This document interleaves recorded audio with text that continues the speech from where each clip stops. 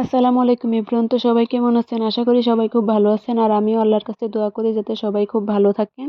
তো আজকে হলো প্রথম রোজা, আমরা কি কি ইফতার করেছি সেটাই আপনাদের সাথে শেয়ার করব। আমরা হলাম মিডিল ক্লাস লোক, তো এত সে তো আমরা আয়োজন করতে পারি না ইফতারির সময়। তো যা যা করেছি আমরা মিডিল ক্লাসের হয়ে, তো সেটাই আপনাদের সাথে শেয়ার করব। তো পুরো ভিডিওটা দেখতে থাকুন আর আমার চ্যানেলটাকে সাবস্ক্রাইব করে দিবেন। আমি সেহরির সময় উঠে ছোলা বুটটা ভিজিয়ে রেখেছিলাম। এখন আমি এটাকে প্রেসার কুকারে দিয়ে সিটি মেরে নেব। এখন আমি বুটটা চুলাতে বসিয়ে আমি যা যা লাগবে মরিচ পেঁয়াজ ওগুলো কেটে নেব। বাড়িতে থাকতে সময় তো মা সব করে দিত, ইফতারের সময় যা যা রান্না বান্না সব মাই করতো। কিন্তু এখন তো আমার বিয়ে হয়ে গেছে আর মেয়েদের জীবনটা এরকমই, বিয়ের পর সবটা নিজেকে করতে হয়। বাড়িতে থাকতে সময় মা সব ইফতার রেডি করতো, আমরা ভাই বোন সবাই একসাথে বসে খুব ফুর্তি করে ইফতার খেতাম। ওই সময়টা যেন এখন হারিয়ে গেছে। অবশ্যই এখনো আমি বাড়িতে গেলে রোজাতে যখন বাড়িতে যাই তখন মা মা বাবা সবাই একসাথে আবার বসে ওই ইফতার খায়, আবার খুব ভালো লাগে তখন মনটাতে। কিন্তু আগে যেরকম প্রত্যেকদিন বসে সবাই একসাথে খেতাম, তো ওই সময়টা আর পাই না, ওরকম আর হয় না। তো আগের কথা বাদ দিয়ে যেটা হয়ে গেছে তো হয়ে গেছে, এখন বর্তমান কি হবে ওটা নিয়ে খুশি থাকি আর ওটাকে ভাবনা চিন্তা করে ভালো করে দিন কাটাতে চাই। তো এখানে আমার হাজবেন্ড বারে বারে এসে বলছে যে কিছু হেল্প করতে লাগবে কিনা। আমি বললাম যে তো যেহেতু রোজা রেখেছে ও তো কোনো হেল্প করতে লাগবে না, তুমি চলে যাও এখান থেকে, তুমি গিয়ে রেস্ট করো। তো তোমাদের সাথে কথা বলতে বলতে আমার ভুট্টা সিদ্ধ হয়ে গেছে। এখন আমি আদাটা বেটে নিব।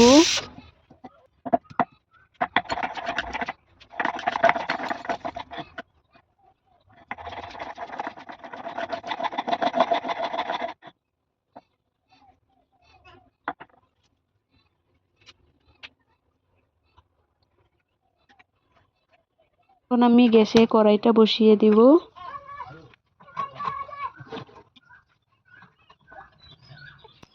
এখন কড়াইটা গরম হতে হতে যা যা মশলা লাগবে আমি এই মশলাগুলি একটা বাটিতে তুলে নিব। আমার ব্যাকগ্রাউন্ডে যে সাউন্ডটা আসে ওটা তোমরা ইগনোর করো, ওটা আমার ছেলে। যখন আমি ভিডিওটা এডিট করতে থাকি তখন আমার সাথে শুয়ে শুয়ে এরকম কথা বলতে থাকে। কড়াইতে আমি তেল দিয়ে দিয়েছি। এখন তেলটা গরম হয়ে যাওয়ার পর এখানে আমি দিয়ে দিব পেঁয়াজ আর মরিচ যেগুলো আমি কেটে রেখেছিলাম।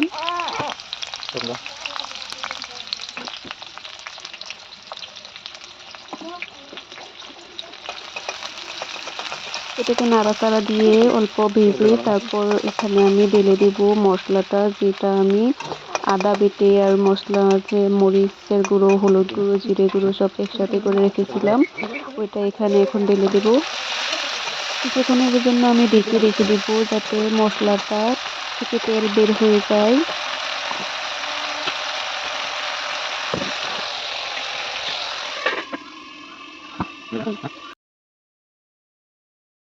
মশলা থেকে তেল বের হয়ে গেছে, এখন আমি এখানে দিয়ে দিব বুটটা যেটা সিদ্ধ করে রেখেছিলাম। এটা দিয়ে আমি অল্প নাড়াচাড়া করে ঢেকে দেব।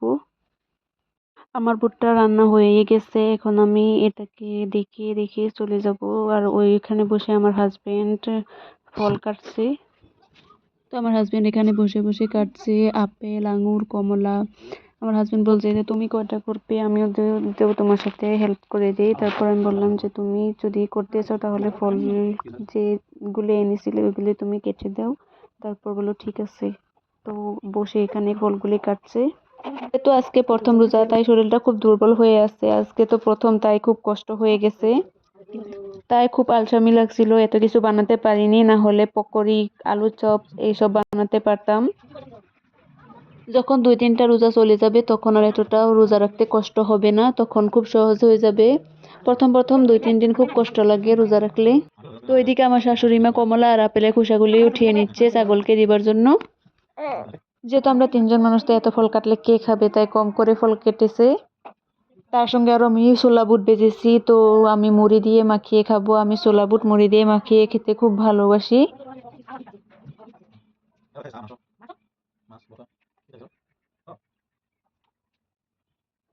তো এই যে দেখছো আঙুরগুলি দেখতে খুব সুন্দর লাগছে, কিন্তু খেতে একটাও ভালো লাগছিল না, সবগুলি টক ছিল, একটাও মিষ্টি ছিল না।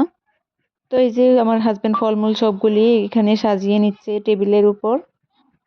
তো প্রথম রোজার দিন সবাই খুব এক্সাইটেড হয়ে থাকে, তো ইফতারিতে কি করবে কি না সবাই এরকম করে।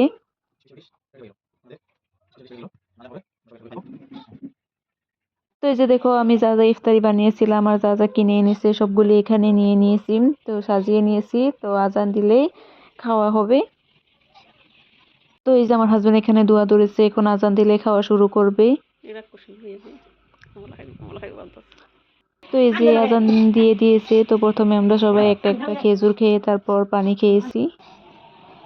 আমি ওয়াজে শুনেছি যে প্রথমে খেজুর খেতে হয়, তাই আমরা সবাই প্রথমে খেজুর খেয়ে তারপর পানি খাই। ইফতারের আগে মনে হয় যেন আজকে সব খেয়ে নিব, তারপর যখন সময় হয় তখন একটা খেজুর আর পানি খেলেই আর কিছু খেতে মন চায় না, একদম পেট যেন ফুল হয়ে যায়।